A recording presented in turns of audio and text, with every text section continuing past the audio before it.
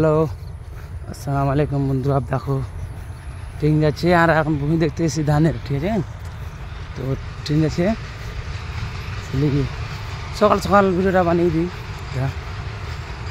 তোমার তো like share কিছু কো না, তো কীভাবে ভিডিও বানাবো? এটা আমাদের ধানের ভূমি।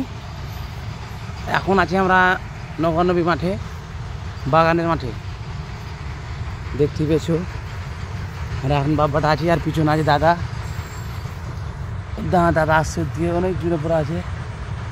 এটা আমাদের ধানের ভূমি, দেখতে পেয়েছো। কোথায় আছি, ট্রেন যেছে, রে মালগাড়ি। তো বলছি আপনারা লাইক শেয়ার করে দিও, কমেন্ট कर दियो। चल एने बैठ जा तू बेटा।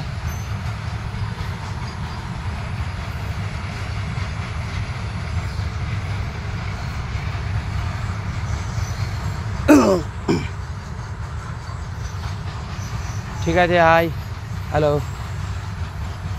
শুভ হোক আপনার দিন।